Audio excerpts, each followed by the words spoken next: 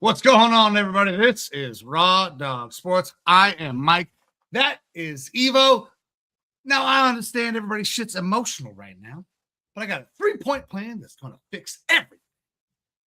Man, we have got crazy shit popping off in the sports world all day, every day, it feels like right now. None of it's necessarily great news. Some interesting stories. We got Johnny Manziel fighting. We got dudes juicing. One of them setting a world record. We'll talk about it. We got Sorsby maybe playing in the NFL, not going back to college right now. Breaking news, Josh Jacobs did some dumb shit because guess what? It's the offseason, and he's an NFL player. But before we get into all of that, let me bring my guy in. Evo, brother, how you doing, man? Good to see you. Good to talk to you. It feels like been forever. A week. Yeah, been a week. It's been a fucking week. Yeah, I'm doing good, man. Doing good. Got to enjoy a nice long Memorial Day weekend, which, obviously being veterans, Memorial Day means a lot to us. I hope that everybody had a fun, safe, and enjoyable Memorial Day weekend. Obviously Memorial Day is about a lot more than barbecues and hanging out and not having to go to work and stuff like that.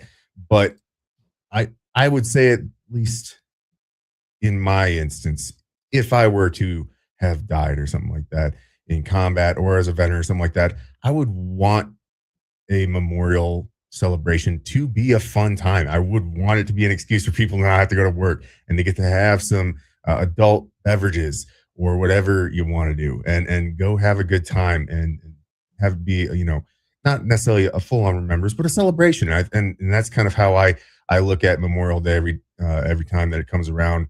It does fall right in line with, right around my birthday and a lot of people's birthdays I know. So it's like good times to get together, enjoy company. Obviously remember those who, we've lost and memorialize them, but to, enjoy a nice long weekend and have some memories. Yeah. The Raw Dog Sports page put out some stuff yesterday, put out a thing yesterday. It is not necessarily about the barbecues and all those things. It's about the remembrance. But that doesn't mean that you can't have fun because, like you said, we're veterans. We like to have a good fucking time. We like to do dumb shit. We like to drink. We like to party. We work hard. We play hard. And it feels like right now that the sports world is very much picking up that mantle. Work hard, play hard. I want to hop right into one of our first stories because we don't have a ton of football to talk about. We're just kind of having a good time. We're vamping today because guess what? It's the off season. We haven't come up with rankings yet. I did do my my picks for the upcoming season because I was on with Tank, but other than that, I just want to have a good fucking time today. And I think Johnny Manziel went out there and had himself a pretty good time in his first, apparently, professional MMA fight. I don't know how we're calling it a fucking professional MMA fight.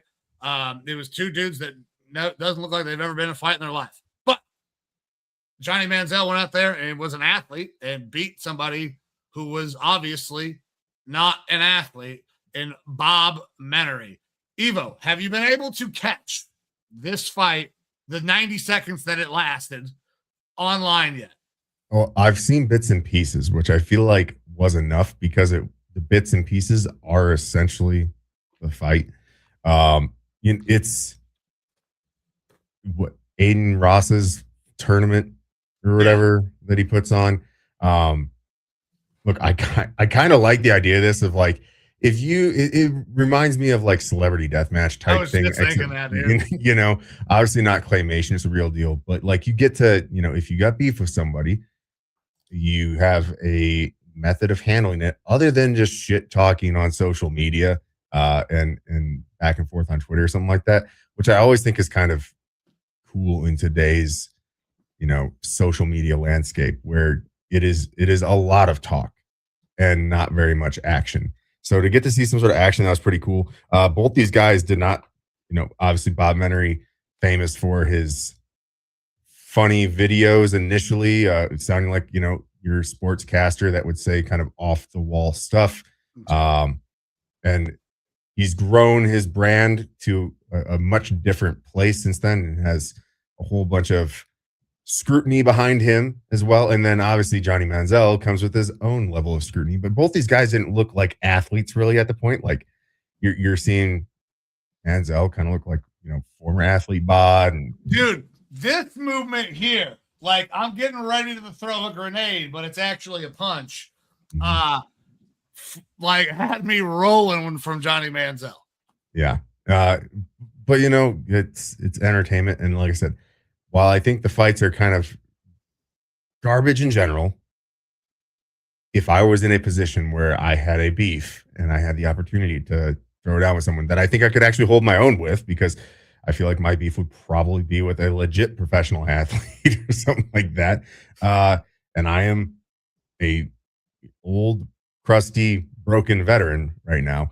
If I had the opportunity and the wherewithal in order to do it, I think I would probably do it. But I wouldn't expect like fanfare or anything. I'd be like, okay, we just have a forum to settle our shit. That's about it. So good on them for, I guess, getting to handle a long feud going on since what 2021 or something like that, at least, that they've had an issue. So listen, I'm all for people settling their differences, and if you want to settle it through fisticuffs, cool. I'm down for a good old Donnybrook anytime. Me, though, at this point in my life, my fighting days are well fucking past me. There was no shot that I'm getting into a fight again. My guts basically might spill out of my stomach. I have a hernia right now in the middle of my belly. So I'm just not going to worry. I'm never going to fight anybody. And if I get into that position, I'm just going to grab a weapon and we're going to hope for the best. I kind of liked the one that surprised me more was the super hot fire meme video guy knocking Ray J out. Just because I assumed in my lifetime I would never hear about this guy again. Like his little Vine videos and stuff that he did back in the day, figured that was it, and then just fade off into obscurance. And right. Ray J obviously had his moment, less about being a rapper and more about Kim Kardashian. But you know, I didn't expect to see those two go at it, and I definitely wouldn't have thought Super Hot Fire would knock his ass out. Yeah, listen, the celebrity boxing thing is cool, man. I was a long time ago. I remember, God, who was the figure skater that kneecapped Tanya Harding or whatever? Yeah, was it Tanya Harding that got kneecapped, or was it the one? I can never remember if she was the one that got kneecapped, or we're gonna need producer Amber to figure out the who did the drive-by kneecapping of the figure skater back in the day. But she fought in a boxing match, I want to say like fucking late 90s, early 2000s, when they tried this celebrity boxing thing, and it was cool, but it never really stuck. Now with all the promoters and shit and all these kids doing fucking TikToks, this could actually grow pretty big. It was Tanya Harding that had Nancy Kerrigan Nancy Kerrigan was the kneecap-y. Yeah. Okay. Yeah. Glad we were able to work that out. Yeah. This is the hard-hitting stuff on Raw Dog Sports. Yeah, that's right. Listen, it's the NFL offseason, guys. We're here to have a good time. Not for a long time, probably today, but we're going to have a fucking good time while we're here. Evo, you got anything else you want to hit on with Johnny Manziel? No, I mean, I guess good for him continuing to try to stick in the spotlight. You know, we had a little bit of that pop off in the last year as well. You know, more Manziel news and stuff because he kind of broke back into the social space and whatnot. You got to promote your career and livelihood somehow. So, hey, you know what? Take it where you can get it. In some other fight news, the UFC is putting up the cage on the White House lawn. So it's going to happen. We are in full-on Idiocracy, President Camacho style. Let's fuck some shit up. It might rain. Apparently, there's a huge gnat problem that's going on at the White House. I was able to get that piece of information from the Sportsocracy guys. So is this going to be the coolest UFC fight of all time? Or is this going to be like a scene out of a B movie where you got guys backyard fighting and somebody falls through a fucking hole? it is, there's quite the dichotomy here, right? So obviously everything surrounding the political nature of this, it kind of sucks because I hate the politicization of this, because at the end of the day, UFC is pretty cool and the card is pretty awesome. Like, it's a fucking outstanding card. If it was any other different presidency, I don't think that would be as much scrutiny to all of this, right or wrong, for whatever it's worth. I think that the scrutiny behind it is tough. It is weird being on the White House lawn for sure. I can't imagine what, like, as good of a card as this is, I can't imagine wanting to go to this, because how much of a pain like the White House just got shot up again. Like, yeah, the fucking security for this event is going to take 6 hours to get in and out of this bitch. And there still might be a shooting, because they've had a very rough time keeping anything surrounding the president secure as of late. We are in the midst of a war / conflict / pissing match with one of the biggest oil producers in the Middle East. We got also like just political unrest and everything. And there's still somehow happens to be every other month a fucking assassination attempt or a shooting or something like that. It's fucking wild. That all put aside, an outdoor event like this could be very cool, but also you obviously have the weather issues and stuff like that. We'll see how great and beautiful the bug control is able to be to get everything locked down. It's going to be the best. But the card itself is pretty fucking cool. And as a person who has Paramount Plus or whatever, I get to not have to find completely legal ways to stream this stuff anymore. I just have a legal way to stream it. So it's going to be an awesome card, assuming that the weather holds out and that we don't have a huge political assassination or like, a dirty bomb go off or something like that, because that would be terrible, because we would lose a lot of really good fighters. That's the sad part, is like, I'm not worried so much about the celebrities or the people, politicians. Because all politicians are generally just all shit right now. We would lose a lot of really good fighters. I mean, we'll list out the card here: Ilya Topuria versus Gaethje, Pereira versus Cyril Gane, Sean O'Malley versus Zahibi, Josh Hokett versus Derek Lewis, Balls is hot, Mauricio Rufy versus Michael Chandler, Bo Nickel versus Cal Dawkins, I believe is how you say it, and Diego Lopes versus Steve Garcia. It's a wild card, an outstanding card, from top to bottom, pretty much. Yeah, don't get me wrong. I'm going to probably watch every fucking second of this, but the absurdity of it is just insane. Like, I cannot believe we're having a sporting event take place on the White House lawn.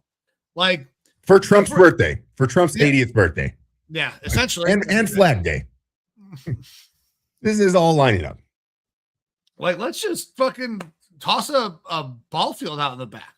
Let's get fucking Yankees Red Sox on the White House lawn.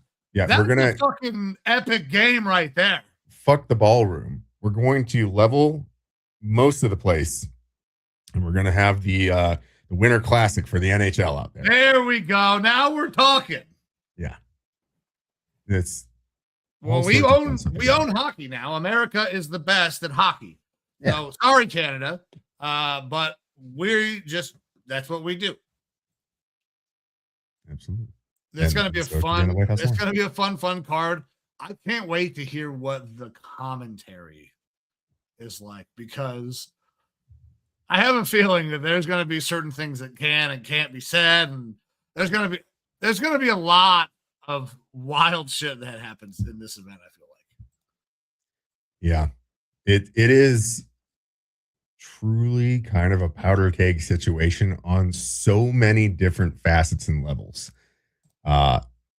For things to be wildly entertaining or to go wildly wrong. So it is truly a must-watch event. I absolutely agree.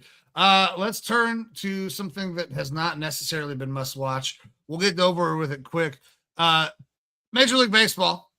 One thing has been outstanding to watch, and that's Shohei Ohtani. We'll talk about him quickly. But one thing that hasn't been great to watch is the AL Central. Unless you're a Guardians fan, your team is ass. Everybody in this division is ass. So much so that the motherfucking White Sox are the second team in that division. So it feels like my Guardians should walk away with this one, but that's not what I want to talk about. I feel like we do this every fucking year. I know. We're 55, 56 games into this bitch.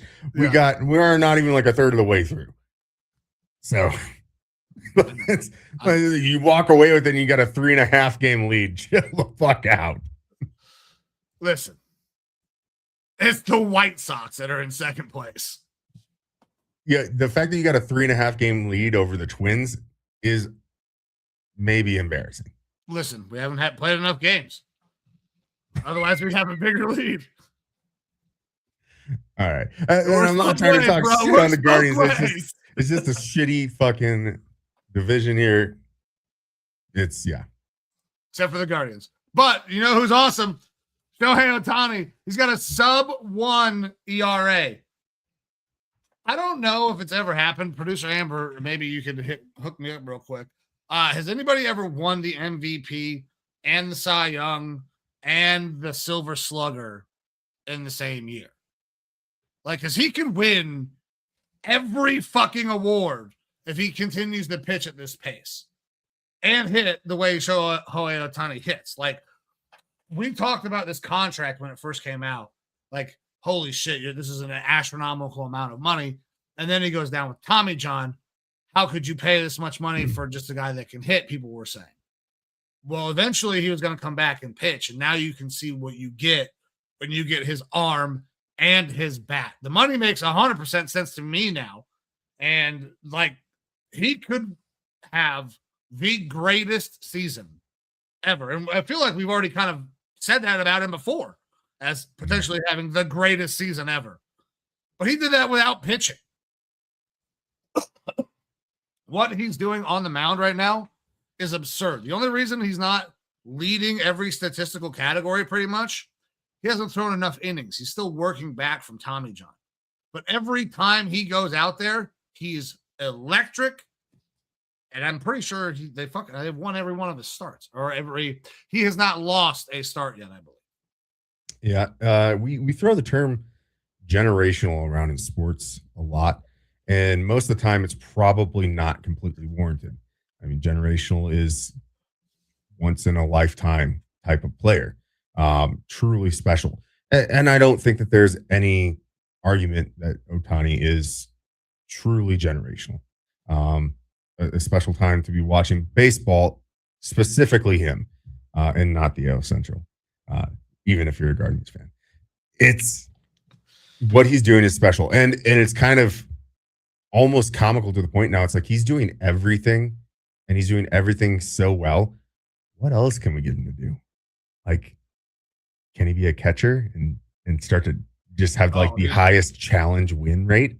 Like, hose people. Is that a trackable stack? He would hose people at second, dude. I'm sure he would. I'm sure he'd be a fantastic catcher at that. But then I want to see him fucking challenge calls. And I honestly don't know. Are they keeping track of how good challenge calls are by the catcher? Like who's the I best believe at they it? are keeping track of the hit rate on your challenges. Because I would have to imagine they're doing that more so for the umps, and that MLB should be paying attention to that for Right. the umpires. But individual players, I know that's got to be getting tracked. But like, what sort of you got your Golden Glove and things like that. Like you said, your Cy Young and things. What would be the name of the award for like the best challenge success rate? Fuck. I don't know. Told you, bitch. I don't know. That if anyone has good ideas, put those in the comments. We need to know what the good, but they're not going to call it that. We need to know what the award name would be for that one, because that I think is a untapped space right now. We are treading in new water. Let's figure it out here at Raw Dog Sports. There we go. Hell yeah. All right, let's get off of baseball before everybody leaves the show, because I know baseball does not excite anybody. Let's turn over to football, a little college football. Brendan Sorsby has been denied his request to go back to school. Texas Tech is going to fight that decision from the NCAA. We talked about this a little bit before the show, kind of where we kind of land a little bit. So let's just kind of rehash some of that. The Sorsby situation is a young man who has a gambling addiction. Pretty well documented, apparently, that he has a gambling addiction. At one point, gambled on his team. And from my perspective, has not done much in the way of taking accountability for what has happened. I understand second chances. I understand a lot of things about when people fall and make mistakes. Gambling on your own sport, on your own, even if it's on your own team, is a no-no. Like, forever. Every person that plays a sport knows you don't gamble on that sport, especially on your games. So I have very little, basically no remorse for him that he was gambling on his own games and got fucked for it. Now, I understand that gambling as an addiction can be a real problem. Some say addiction is a disease. But at the same time, there are some things, whether it's a disease or not, that you just can't fucking do. And I think gambling on your sport, the games that you're playing in, are one of them. So I'm not surprised the NCAA did not reinstate him. I'm kind of glad they didn't. I don't think they should. He should probably run off to the NFL, get drafted, because he would have been, I don't know, second quarterback taken in this draft, probably. Maybe third, depending on how much people really like Ty Simpson. Yeah, that's like, I think he's probably after Ty Simpson, but that was the reason why he was going back to college, because there's a lot of potential with this kid. Look, I'll say this. You and I probably have a little bit different stances here. I'm less on the fact that he should have everything taken away as far as his college eligibility. Now, purely by the rules, yes. Like, I don't see how the way that the NCAA guidelines are written out in 2023, basically the guidelines state student athletes who wager on their own games or on other sports at their own schools face permanent loss of collegiate eligibility in all sports. But there's other stipulations there saying that gambling punishments could include if a college player, for example, bets on a different school in their own sport, the loss of a 50% of one season of eligibility could be considered. There's no hard, fast rule in the guidelines, because that's the thing, is that they're guidelines, but there are not strict rules, which is why he's trying to fight for continued eligibility. If we look at this in the scope of it being like a mistake and a disease and all that, you have players who potentially do much worse. And it goes into your morals on different subjects, but players can obviously have drinking, drug, other, domestic violence things, and then they continue on. Many people kind of look at gambling as a victimless crime and let it, other than the person who is the one gambling, or their, family members potentially. For all intents and purposes, it sounded like it was a serious problem for him that at least once when he was at Indiana as a backup, he bet on Indiana to win, which is always funny to me because while you are absolutely not supposed to gamble, you're not supposed to gamble on your sport, on your team, on your team's game. He doesn't really have a way to influence or impact that game other than in a negative sense. So gambling for your team to win, it just sounds kind of silly because there's no way that he can influence it in a way that would benefit him as a gambler. That being said, purely by the rules, I completely understand. But I would be on the side of, just like for all these other infractions that players have, there's paths and opportunities within the NCAA for them to basically find their way back into, their sport, a rehabilitation program of sorts, which he has entered rehab for. And again, it sounds like he had a serious problem because this guy was like waking up in the morning and like, I have to gamble. So he would start gambling on like foreign sports, underwater basket weaving type shit in minute amounts of money. He would go to baseball games and be betting like cents, like a couple cents on what the next pitch is going to be type thing, which, if you're doing that here or there or whatever, because it's a fucking thing, it's not a big deal, but it was like his life outside of football, which obviously it's a severe problem at that point that he needs to get corrected. Sure. And it sounds like he's working to correct that. He's gone to rehab and whatnot. I'm not as like, I don't want to say that you're anti-Sorsby or whatever, but no. Like I think that, he fucked up. I would like to see him get his shit corrected and be able to move on with his life. And one could say that opportunity to move on with it would be to go into the supplemental draft in the NFL. Right. But there's a reason why he didn't go in this draft. And it's because while he has a lot of potential to him, he has a lot of raw things that he needs to work through. A big problem with quarterbacks is they come in the league too early and then they don't have the development that they need and they can't succeed because an NFL team isn't there to develop you most of the time. They're there to win games now. Anymore, the NFL is about, hey, we need you to win now or it's the next guy up. So going in the supplemental draft does provide him potentially a little bit more runway because teams in a supplemental draft are not looking at guys who can be impact right now. They're trying to find their gem that they can stash and develop a little bit, but you'd have a better chance of developing at college, moving, again, Indiana to Cincinnati to now Texas Tech. Like he had a potential of being a first round pick next year based on development of how he played this year. There's no way if he goes in the supplemental draft that he's going in the first round. Yeah, I think, there's some talks of second round. I think that's still a huge stretch. Third, fourth, fifth. We're talking because the guy's got talent. But you have to think about what you're giving up. You're using a 2027 pick. Yeah, and that's the thing. 2027 on a pick on a guy who could absolutely still have a gambling problem or other addictive problems. He could very well be more concerned about money to try to make up for gambling issues or continuing gambling things.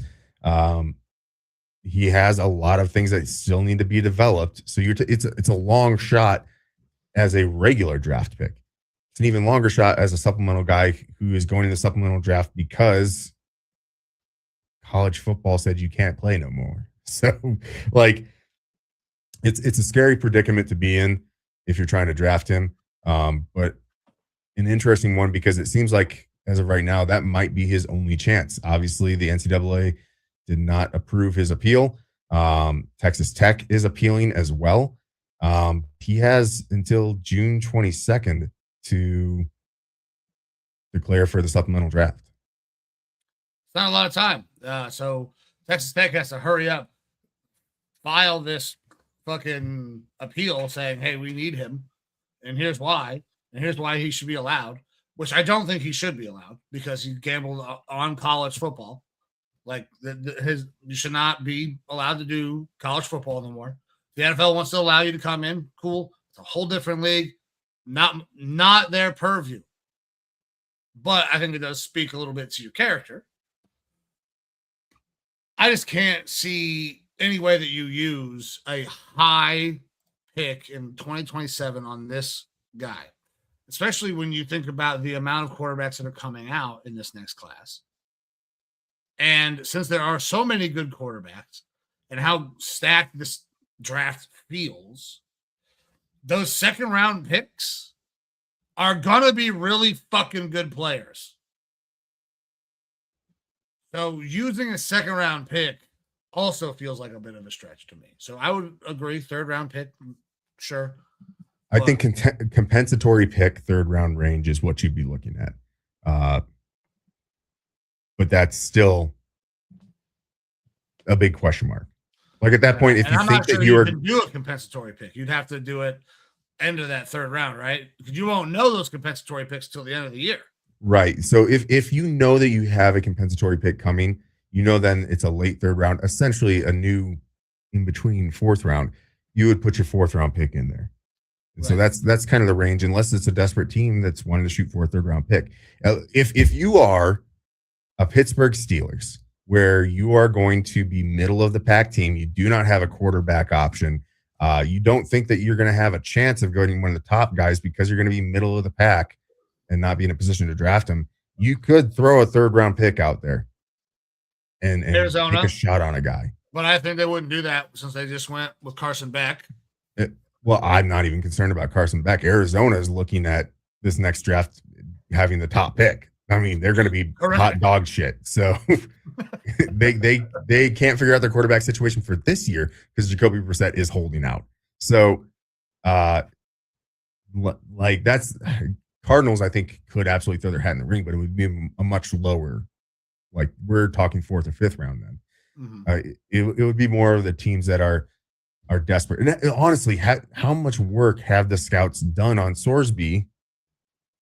Because they were just focused on the 2026 draft that he obviously wasn't in. I know you have scouts that look pretty far ahead, but still, you are now having to like really ramp up your look ahead into a player, and there's a whole bunch of off the field stuff that you have to get into as well. Like it's a precarious situation. That's to me the perfect fit does feel like a Pittsburgh Steelers. I mean, I don't know that I like that. I just want them to keep getting nothing, but that's just I'm a hater. So, but let's stick on that theme of hating, and let's talk about the Western Conference Finals, because you started out by saying that this is the fucking flops are already too ridiculous, and it has only gotten worse. National media has also stepped in and we're like, okay, these motherfuckers, if you sneeze on one of these two bitches, there's a foul coming. The NBA Finals, half of it is set. The Knicks beat the shit out of my Cavs. Derpy, thank you for hopping in. I saw this coming earlier. I knew we were switching over to the NBA. Yes, the Cavs do suck. And I don't know what the fuck this means, but I'm going to put it up on the screen anyways. I mean, Supergirl from Superman, I assume. But I am not that deep into DC or any of those comics outside of Supergirl's kind of hot. Yeah. Okay. Facts. What's not hot is watching two dudes flail to get free throw shots. Series tied 2-2. I mean, it's probably going to go the distance, the wire, because the officials feel like they have interjected themselves in every single way possible.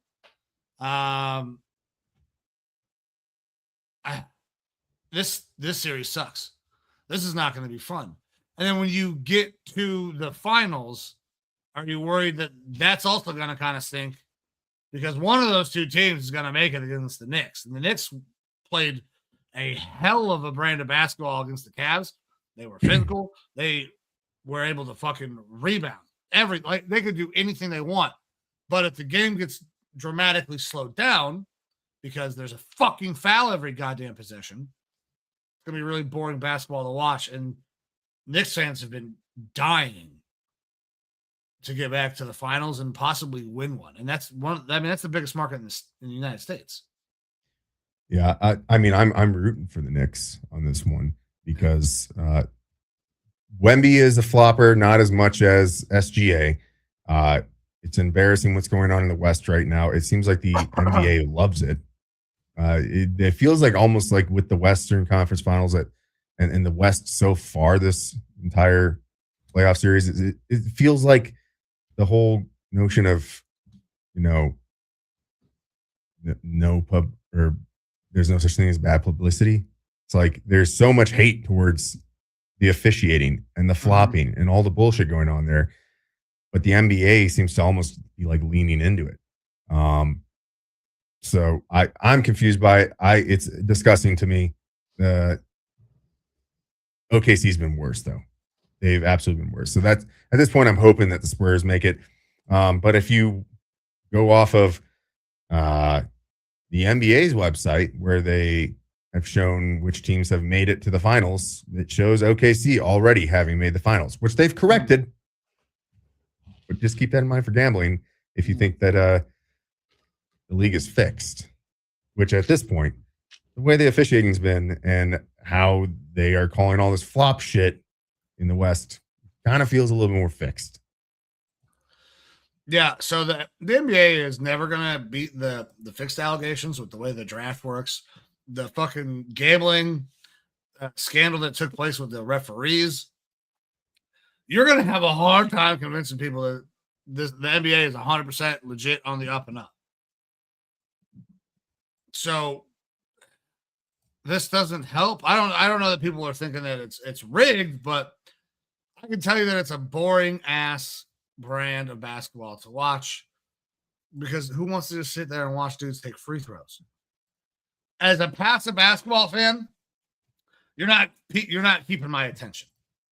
Now, maybe the NBA doesn't give a shit. They're only there for their hardcores. But I feel like, this is the time where you want really good basketball to get people to come back next year and watch your product. This ain't good basketball. But that game is underway right now. Spurs currently lead early, 8-6. So we'll see how that goes. It's got to be a shit game. But I don't got anything else basketball-wise. No, nothing basketball.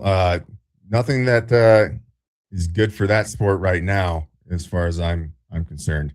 But one thing that is interesting that we've kind of hyped up on this show for a while now is the use of pharmaceuticals and things like that in order to get better at sports, and how it could maybe help some sports like baseball get back to the juicing era where everyone was hitting fucking dingers and these were walking out with biceps bigger than their thighs, and it was pretty fucking fun to watch, even though it was done using enhancements. Well, we had the enhanced games finally happen where guys were able to get out there and be just juiced to the gills.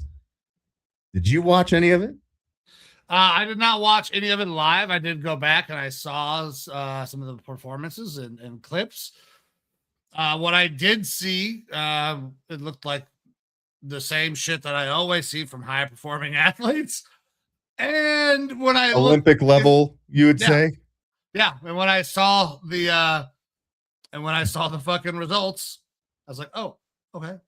So those guys are just about as the juice makes them like those, just like those guys, but maybe not quite as good unless you have that super speed suit that makes you go crazy fast in the water, which nobody's recognizing as a world record.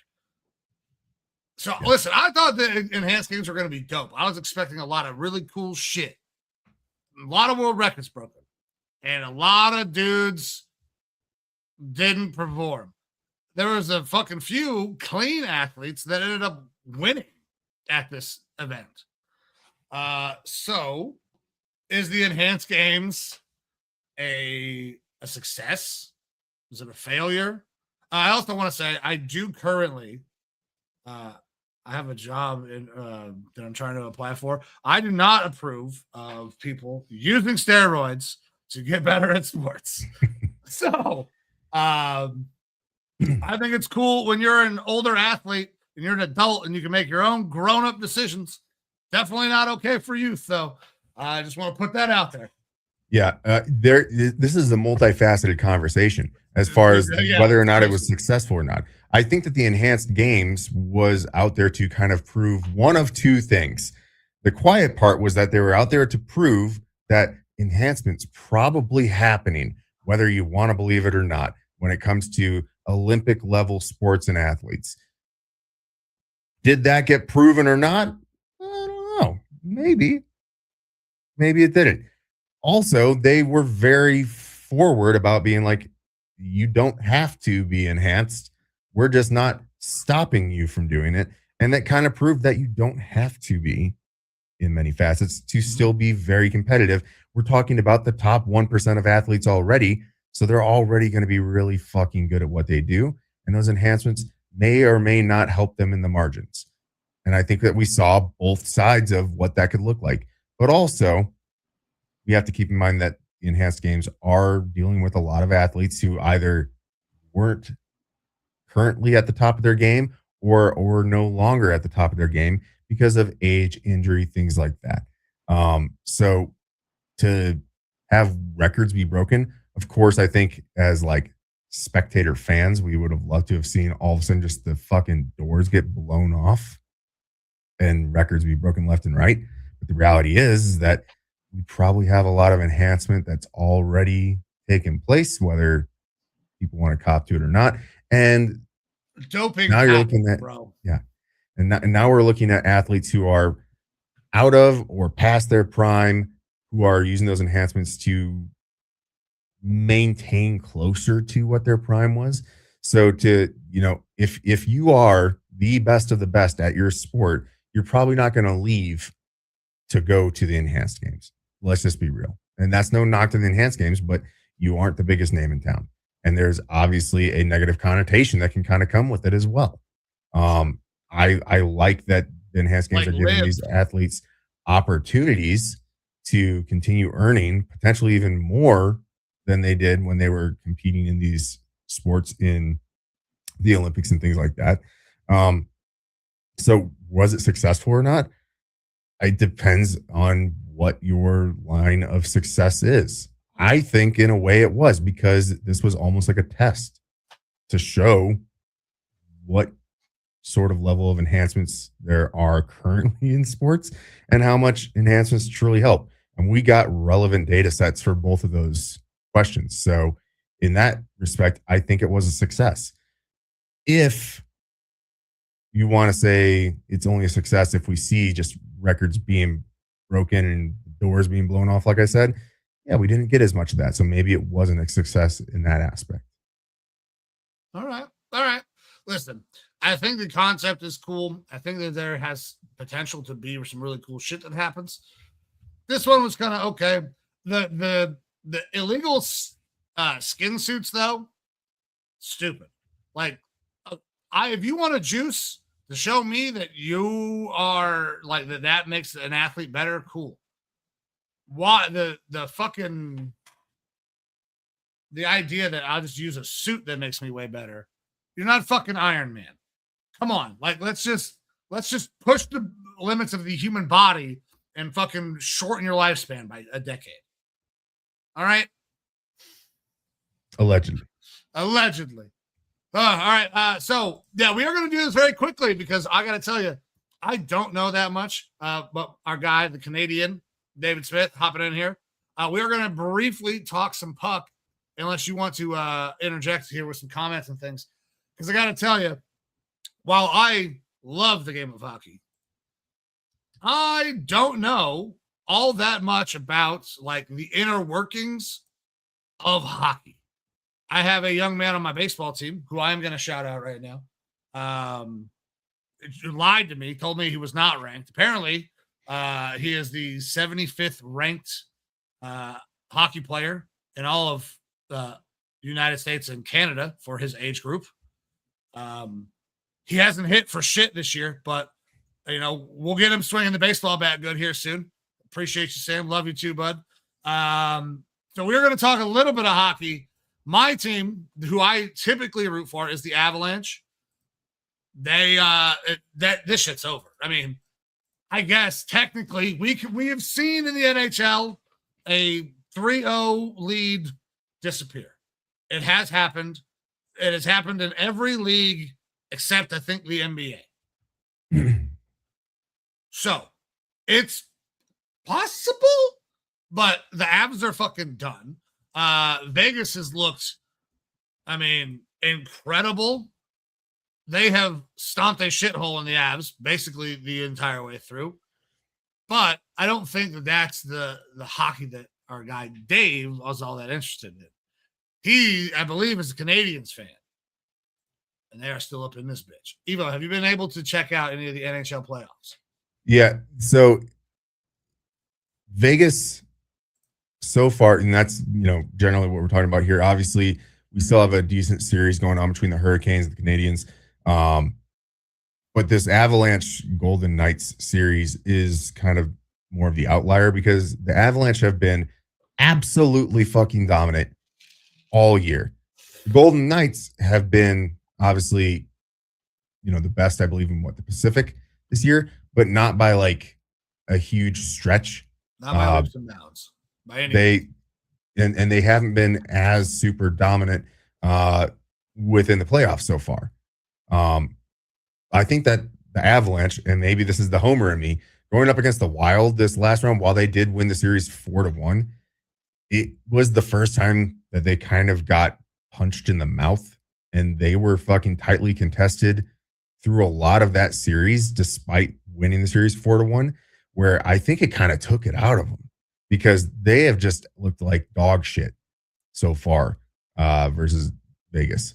So unless somehow they like catch a second win, I don't expect them to come back from this 3-0 deficit. Like, yes, the Avalanche might be able to win one tonight here in game starts in just a few minutes, but I don't think that they're going to last much more than, past this game and the next. So real wild series there. I didn't expect like the Golden Knights to be putting up this sort of a performance against the Avalanche because the Avalanche have just looked so damn dominant this entire year. Yeah, you brought it up. Tired legs, man.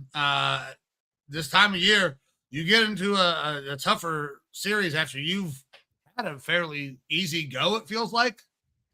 That can wear you out. Maybe you're not tested enough. Now, listen, these are hockey players. I don't want to question their toughness by any means. But late here in the year, you run into a tough Wild team, and now you're playing a tough Vegas team. And yeah, they've taken it to them. Other side, I believe the series, Carolina up 2-1.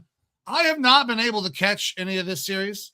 I'm not all that invested in that series per se. So have you been able to catch any of that Carolina series? No, not really, because my focus has been on the Avalanche since. Yeah, see, Dave is going to be mad at us. So Dave, if you're still in here, brother, let us know what's going on with your Canadians. Are they going to pull this thing out? Are you going to make it down to the Carolinas to go check out a game? Because I know that Jeremy and Tank are in that area, and that would be probably a banger time. But with that, man, I don't have any other hockey talk before we switch. I would love to know more. I've got to get better at the hockey. But honestly, man, like the line shifts, who's on which shift and all that shit, I don't know how to keep track of that. It is tough unless you are there. I've always had a difficult time not being in person at a hockey match to keep track of the line swaps because you don't have a camera on the bench the whole time. When you're there watching the game, you see the fluidity of it a lot more, but it is tough with, tracking on TV, those line swaps. You really are having to rely a lot on the announcers. Yeah. So those hockey announcers making their money. I also wish they would just bring back the puck follow. Oh, you want the little glow? Yeah, dude. Yes, I want it to look like a fucking video game. It's kind of fun. It's fun, all right? Like, give the people who are maybe not like super into your sport a thing that hooks them. Like, it doesn't have to be a big thing, just something small. I wish Major League Baseball would do that a little bit. Sometimes a small thing can knock around the walls and be great. Yeah, that's right. Throw one for sure. Anyways, that's an enhancement that we need in hockey. Or you know what? Amazon Prime did it with their different views of the game on NFL last year. Yeah, that's true. Have a separate optional broadcast capability where you can have that. I would be all for that. That would be awesome. But kind of to transition into some football stuff, I think here to probably round out the show. Let's do it, brother. We got a couple pieces of news. We'll save the Packers breaking news here till the end. Right. But a story that is kind of near dear, close to my heart, and realistically the whole NFL at this point.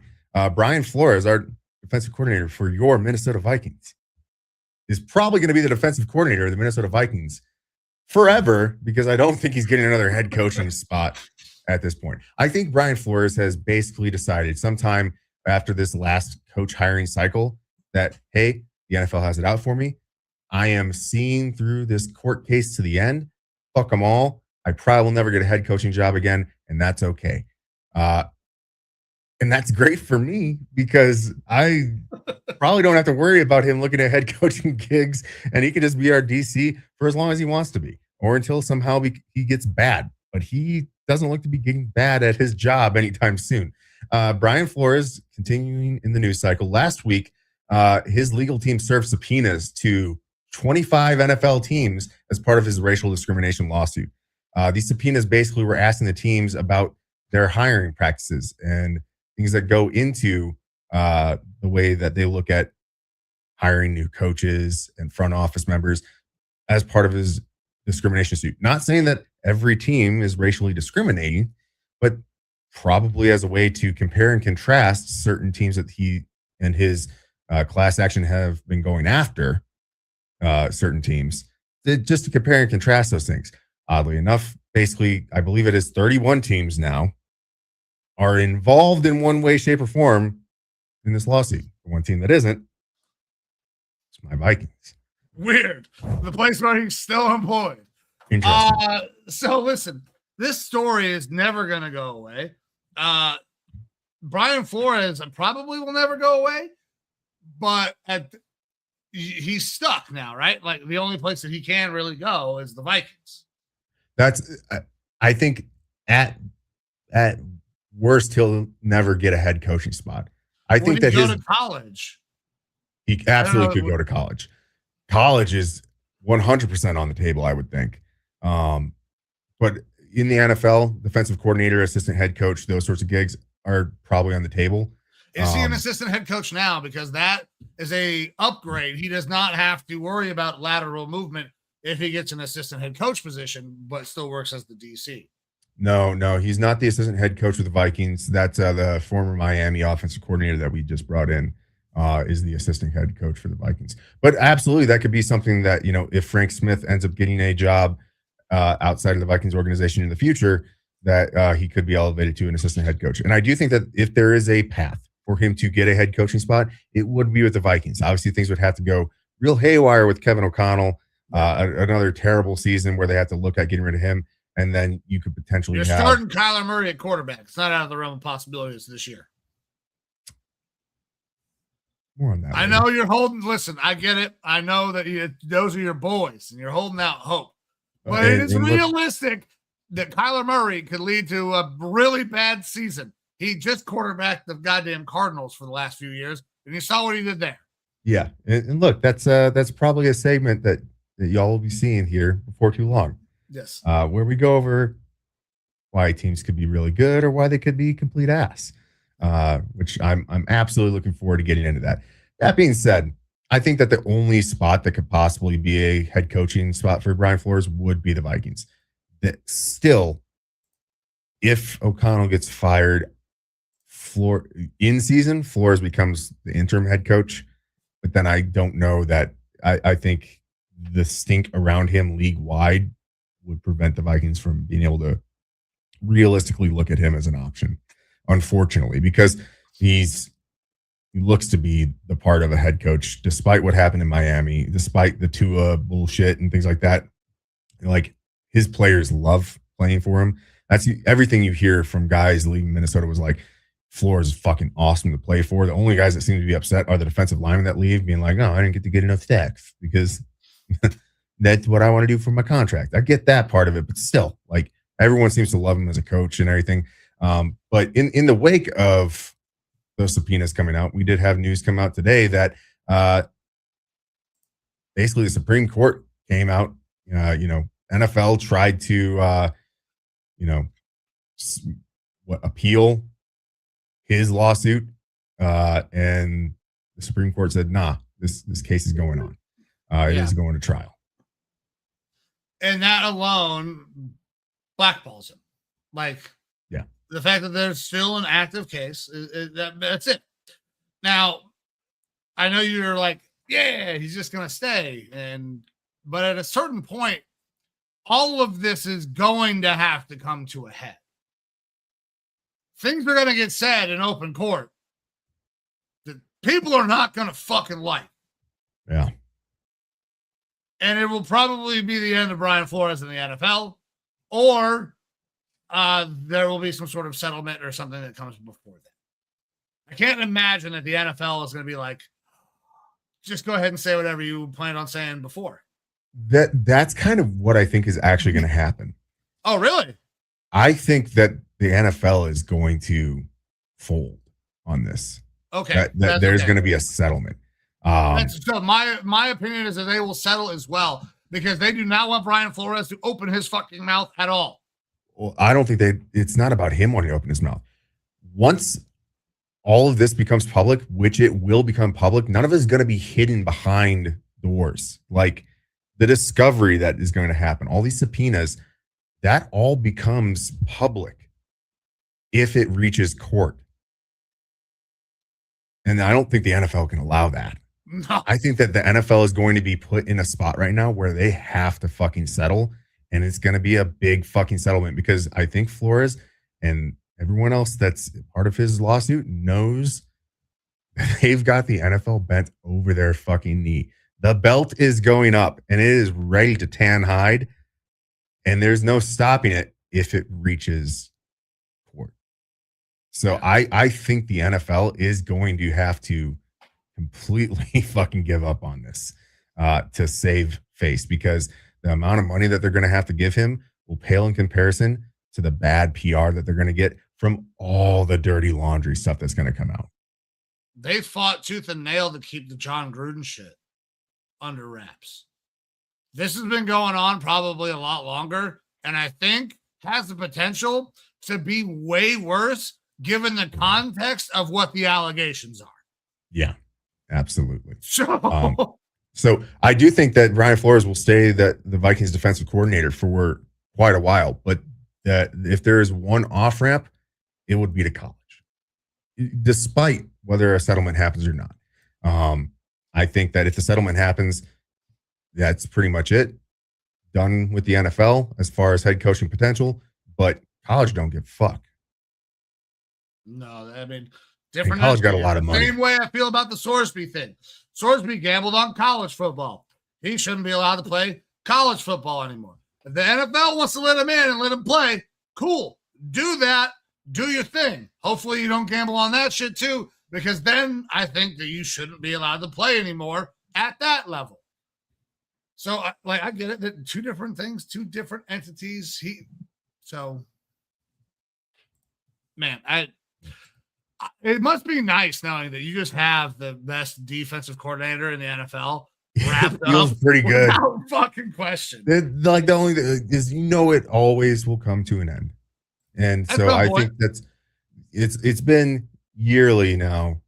When are we going to lose Brian Flores? And is it going to be to another NFL team? If we lose him to college, that will absolutely suck. I'll be bummed, but it will feel way less worse. Or way more better than if he went to another NFL team.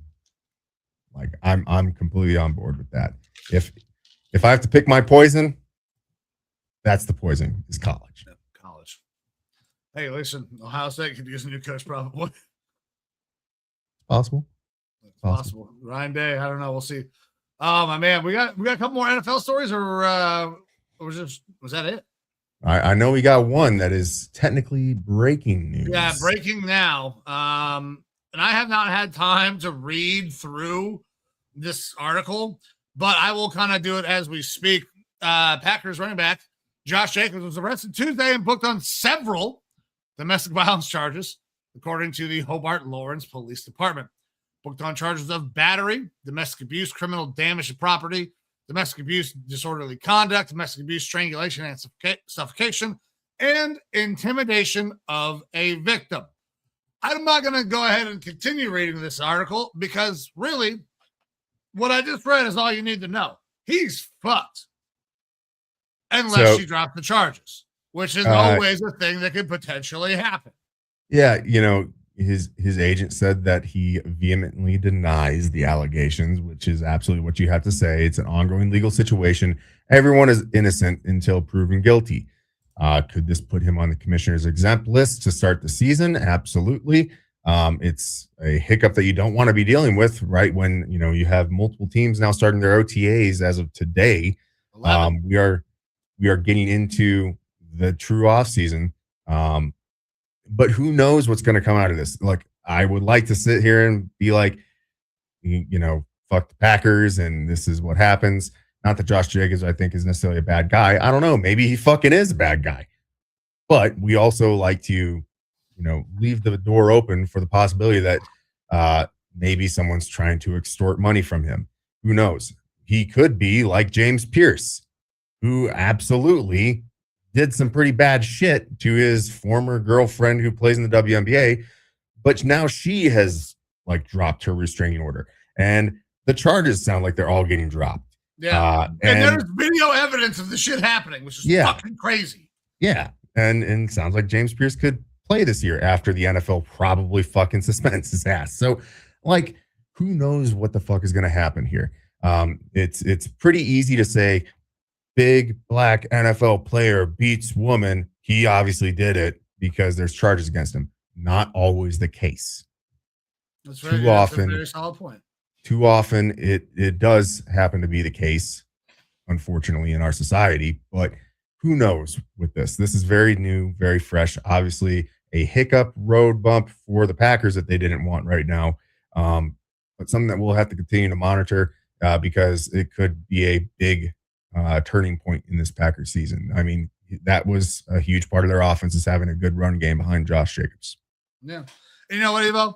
I appreciate you checking me right there because, I was like, you know what? That's it. But he is innocent until proven guilty. You bring up a solid point. So thank you for bringing that up because you know what? We don't know. I don't want to not believe the victim. It's a very precarious situation. And it always is when you get into these domestic violence disputes, especially when there's no fucking evidence. There's no video evidence. But there might be. We don't know yet. We don't know. We'll find out. Whatever happens, if he did the thing, he should be in trouble. If he didn't do the thing, he shouldn't be in trouble. And I feel like that should just always be the way that should always be the case. But I digress. My man, we have another story besides Josh Jacobs before we get out of here. I mean, there's tons of little stories here and there. Sure. I know you brought Matt Stafford. Matt Stafford got a big contract. Actually, I do want to talk about Stafford because I had a question that I wanted to ask you. Thank you for reminding me. So Stafford gets his extension, right? Now Stafford on the book for the next 2 years. Are we expecting that Stafford will actually play for this year and one more? And if so, how fucking stupid is the Ty Simpson pick? Well, Ty Simpson pick was stupid to begin with. Agreed, but it's less stupid if fucking Stafford retires after this year and he takes over the mantle next year. Yeah, but I don't know if he's going to retire. That's my point. So how stupid was that fucking Ty Simpson pick now that we re-signed Stafford to a $55 million deal with incentives up to, I think it was 65. Yeah. He's under contract for the next 2. You had a position to draft a premier talent in this draft, and you fucking chose not to get a quarterback of the future, which is apparently now 2 years down the road. So thank you for reminding me of the Stafford contract. I'm glad Stafford's back. He deserves the money. But this shows that there's a problem with the way that the front office is operating. I don't think that people were on the same fucking page. I don't know. They sound to be on the same page. Everybody lies, bro. They have to act like they're on the same fucking page. Yeah. Look, I will say from the outside looking in, it definitely does look bad. We won't know for 4 to 5 years, because one of the things that we kind of had said about this quarterback situation was the pick is probably the correct spot for Simpson to go. Like, if you want him to succeed long term, that would be the spot. Good coaching, doesn't have to start right away. You can develop him for 1 to 2 years. I think that he probably needs closer to the 2 years for development. You just bought yourself those 2 years for development. Yeah. Then the question truly becomes, should you have taken a guy who needs 2 years of development in the first round? And that's where I'm off on it personally. Yeah. But McVay could do great things with quarterbacks. Who knows? So, would I have gone a different route? Yes. Would I have, if I was the Rams in a true fuck them picks mentality, I would have fucked them picks all hard next year to try to find a quarterback in that draft who could possibly start sooner or on the same timeline and have a higher ceiling. Yeah, I agree. But listen, Stafford deal, good for Stafford, good for the Rams. Smart thing to do. It just makes all the other shit that you did in the offseason look kind of dumb. So, specifically your draft. Yeah. But you know, it's the Rams. It's the way it is. They seem to figure it out. Yeah, we'll see. All right. Now, I believe that was the last thing that we had said that we wanted to talk about. Yeah, I believe so. All right. Well, Evo, I appreciate you, brother. And to everybody who tuned in today, I appreciate you guys as well. We both do. Time is the most valuable thing that you have. So anytime that you give some of it to us, I am forever grateful. And there was a pretty good contingent of you guys rocking with us the whole day today. So thank you very much. I'm going to give Evo one last word. Then we're going to get out of here, and we will be back next week. Evo, go ahead, bro. My one last word is focused more specifically on Memorial Day.